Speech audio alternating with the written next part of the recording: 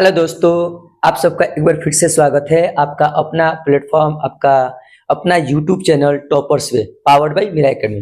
तो पिछले क्लास में हम लोग जाने थे क्रिस्टलीय ठोस का वर्गीकरण, ठीक है ना। आज फिर से उसी चीज को हम लेकर के चल रहे हैं और आपको बताएंगे आज हम कि क्रिस्टलीय ठोस का वर्गीकरण कैसे होता है और कितने प्रकार के होते हैं। इस बार केमिस्ट्री का जो पेपर आया हुआ था तो उसमें पूछा था कि क्रिस्टलीय ठोस कितने प्रकार के होते हैं, सबका जो है आप व्याख्या करें, और ये 5 नंबर का क्वेश्चन पूछा गया था। तो आप शुरू से अंत तक इस वीडियो पे बने रहें और अगर अच्छा लगे तो इस चैनल को सपोर्ट करें, बढ़िया से शेयर करें और ज्यादा से ज्यादा जो है आप इस चैनल को बढ़ाने में हमारी मदद करें, ठीक है ना। इस चैनल पे आपको हर सब्जेक्ट का वीडियो एक अच्छे लजीज तरीके से दिया जाएगा, तो आप हर एक वीडियो को जो है बढ़िया से देखिए, हर एक वीडियो को आप सपोर्ट कीजिए, ठीक है ना। तो सबसे पहले हम जानेंगे कि क्रिस्टलीय ठोस कितने प्रकार के होते हैं, ठीक है ना। तो थोड़ी सी ध्यान दीजिएगा।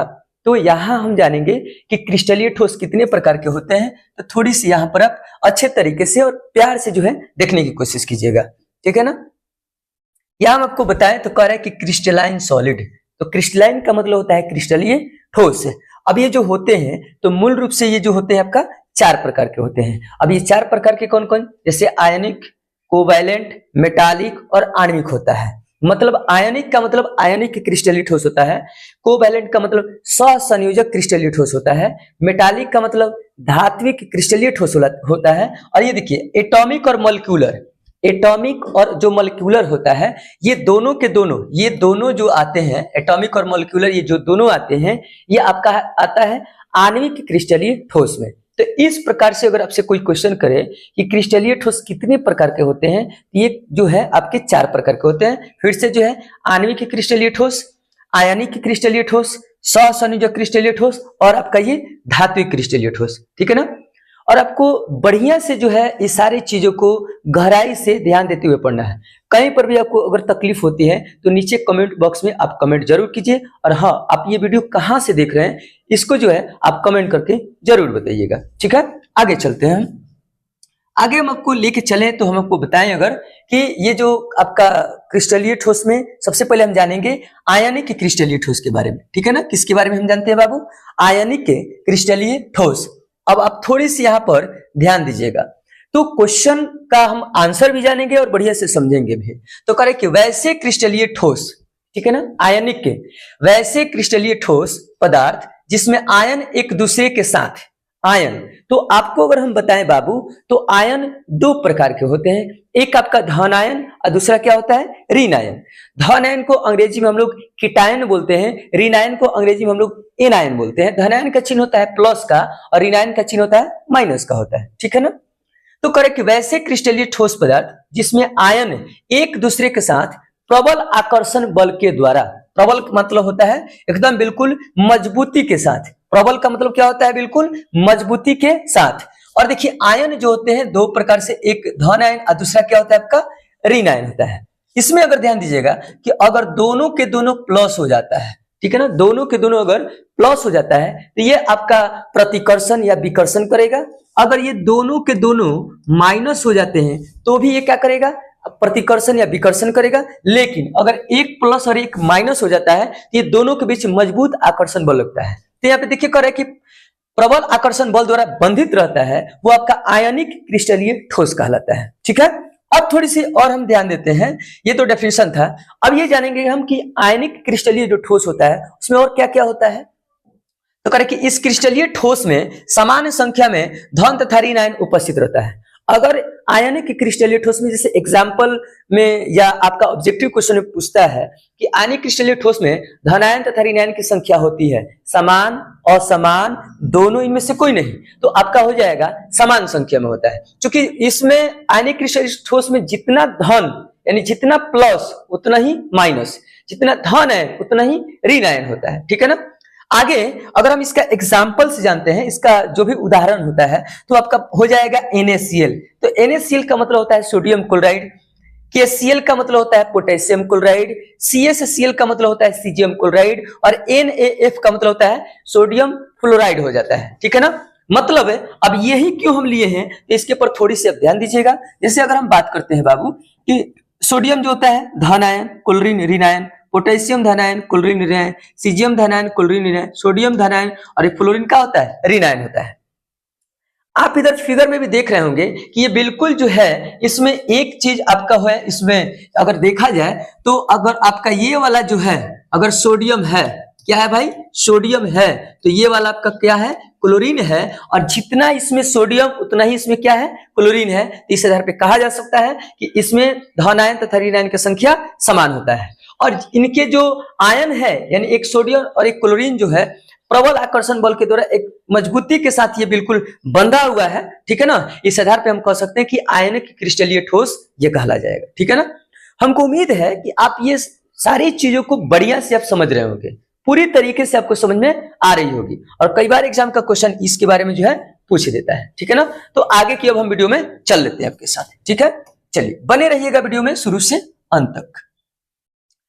अब अगला जो है आपका ये जानते हैं हम कि अगला इसमें है कि आयनिक ठोस के गुण क्या होते हैं। आयनिक ठोस के क्या गुण कहलाते हैं। हर किसी का अपना गुण होता है, हर किसी की अपनी विशेषताएं होती है।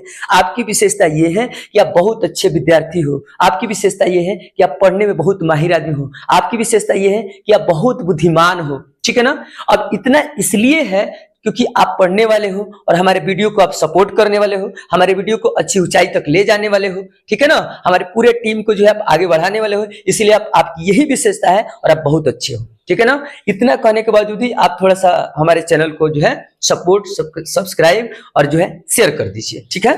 आगे क्या है करे कि इनका गलनांक उच्च होता है। सबसे पहले अगर हम इसका जो है जिक्र करते हैं आपके साथ कि इनका गलनांक जो होता है क्या होता है भाई, उच्च होता है। तो गलनांक को हम लोग बोलते हैं मेल्टिंग पॉइंट, ठीक है ना। अंग्रेजी में इसको क्या बोलते हैं, मेल्टिंग पॉइंट बोलते हैं।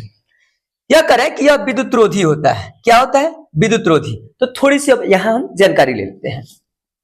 करे कि सहसंयोजी क्रिस्टलीय ठोस विद्युत रोधी प्रकृति के होते हैं। अब ये विद्युत रोधी हम क्यों कहेंगे भाई, तो आप अच्छे तरीके से जानिएगा कि NaCl जो होता है ना, जब तक ये ठोस अवस्था में है तब तक ये धारा का प्रवाह नहीं करेगा। NaCl जब तक ये ठोस अवस्था में है तब तक ये धारा का प्रवाह नहीं करेगा, लेकिन जैसे ही ये गलित अवस्था में आएगा, कौन सी अवस्था में आएगा, गलित अवस्था, यानी जल के साथ अभिक्रिया करेगा, तो जल के साथ अभिक्रिया करने के बाद ये गलित अवस्था में आएगा, तब जाकर के जो है Na अलग हो जाएगा और Cl क्या हो जाएगा, अलग हो जाएगा। मतलब कि अगर ये ठोस अवस्था में है तो ये जो है विद्युत रोधी होगा, यानी धारा का प्रवाह नहीं करेगा, लेकिन जैसे ही ये गलित अवस्था में आएगा ये पुनः जो है धारा का प्रवाह करना शुरू करेगा। मतलब इसलिए कि सोडियम अलग और क्लोरीन का हो जाएगा, आपका अलग हो जाएगा। बात समझ में आ रहा है ना। तो इसलिए कहा जा रहा है कि आयनिक ठोस जो है आपका क्या होता है, विद्युत रोधी होता है, ठीक है। आगे यह जल में क्या होते हैं भाई, घुलनशील होते हैं। घुलनशील यानी पूरी तरीके से जो है घुल जाते हैं। तो बताइए नमक जो है पानी में घुलता है कि नहीं घुलता है, घुल जाता है, और घुलने के बाद ये जो है पानी के साथ समांगी मिश्रण तैयार कर लेता है, इसलिए जल में कैसे होता है, घुलनशील होता है। करे कि इसकी भौतिक प्रकृति कठोर लेकिन भंगुर होती है। कठोर तो होती है, इसका जो फिजिकल प्रॉपर्टीज जो होता है, भौतिक जो इसका गुण होता है वो तो कठोर हो जाएगा, लेकिन भंगुर, भंगुर का मतलब ये है कि अगर इस ठोस के ऊपर थोड़ा सा भी चोट दे दिया जाता है ना, ये पूरी तरीके से छोटे छोटे अणु में क्या होते हैं, बिखर जाते हैं, टूट जाते हैं, और इस आधार पे कहा जाता है कि ये कैसे प्रकृति के होते हैं, भंगुर प्रकृति के होते हैं, ठीक है ना। तो ये आपका था आयनिक क्रिस्टलीय ठोस के गुण, ठीक है। आगे चलते हैं, आगे बहुत अच्छे तरीके से जो है आप लोग सपोर्ट करते रहिए और प्यार से जो है पढ़ते रहिए, ठीक है ना। अब कह रहे हैं आगे कि सहसंयोजक क्रिस्टलीय ठोस के बारे में, ठीक है ना, सहसंयोजक, ठीक है ना। और यहां से एक चीज याद रख लीजिएगा, सामने वैलेंटाइन डे आने वाले हैं, सामने वैलेंटाइन डे 14 फरवरी आने वाले हैं। इसमें जितने कपल्स वगैरह जो होते हैं ना, इसमें ध्यान दीजिए, एक केमिस्ट्री का होता है कि जब नए बंधन का निर्माण होता है तो पुराने बंधन टूट जाते हैं। मतलब अगर किसी के लाइफ में कोई नया आदमी आ जाता है ना, तो पुराने लोग को क्या करते हैं, छोड़ देते हैं। तो अब यहाँ पे जानते हैं करें कि सहसंयोजक क्रिस्टलीय ठोस, वैसे क्रिस्टलीय ठोस पदार्थ, वैसे क्रिस्टलीय ठोस पदार्थ जिसमें परमाणु जो होते हैं वो एक दूसरे के साथ है सहसंयोजक बंधन के द्वारा, कोवैलेंट बॉन्ड बोला जाता है इसको, सहसंयोजक बंधन के द्वारा नेटवर्क, सहसंयोजक बंधन के नेटवर्क द्वारा आपस में क्या होते हैं, जुड़े रहते हैं, एक दूसरे को जो है पकड़ करके रखे रहते हैं, वो जो है आपका सहसंयोजक क्रिस्टलीय ठोस कहलाएगा। अब ये कहा जाए कि यह एक त्रिविमीय संरचना का निर्माण करता है। तो त्रिविमीय का मतलब होता है 3D, जाना में लंबाई भी होता है, चौड़ाई भी होता है, ऊंचाई भी होता है, उसी को हम लोग 3D बोलते हैं, त्रिविमीय बोलते हैं। तो कहेंगे कि यह एक त्रिविमीय संरचना का क्या करता है बाबू, निर्माण करता है। एग्जाम्पल्स इसका क्या हो सकता है, तो इसका एग्जाम्पल हो सकता है हीरा, ठीक है ना, आप नाम सुने होंगे। हीरा कार्बन के अपरूप में आता है, हीरा, ग्रेफाइट, फुलेरिन, और ये तीनों के तीनों जो होते हैं ना, ये कार्बनिक पदार्थ होते हैं। इसमें सबसे कठोर जो पदार्थ होता है आपका कौन सी होता है, हीरा।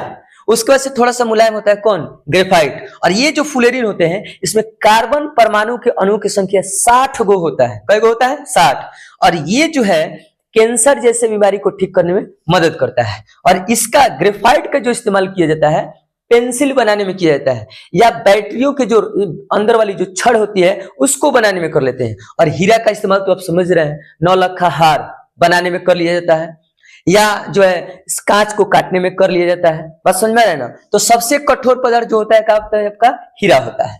तो इसका एग्जाम्पल सहसंयोजक क्रिस्टलीय ठोस का एग्जाम्पल आपका क्या हो सकता है, हीरा, ग्रेफाइट और क्या होता है, फुलेरिन। अब यहाँ पे थोड़ी सी हम यहाँ आपको एक चित्र भी दिखाए हैं, तो इस चित्र में हम लोग को क्या समझना है, ये थोड़ी सी ध्यान दीजिए। इसमें कहा गया है कि इसमें जो परमाणु होते हैं ना, एक दूसरे के साथ नेटवर्क के द्वारा जो है बंधे हुए रहते हैं। तो आप ध्यान दीजिएगा कि यहाँ पर एक परमाणु है, और ये देखिए एक बंधन के साथ, फिर इसके साथ, फिर बंधन के साथ, फिर इसके साथ, फिर बंधन के साथ, फिर इसके साथ। यहाँ पर देखिएगा एक दूसरे के साथ एक सहसंयोजक बंधन के द्वारा हर एक परमाणु के साथ जो है बंधा हुआ है, तो ये आपका सहसंयोजक क्रिस्टलीय ठोस कहलाता है। ठीक है, आप इस चीज को अगर बढ़िया से समझ गए होंगे तो आप खूब बढ़िया से इस वीडियो को ज्यादा से ज्यादा शेयर कीजिए, ज्यादा से ज्यादा इसको व्यूज दीजिए, ठीक है ना। आगे चलते हैं हम आपके साथ।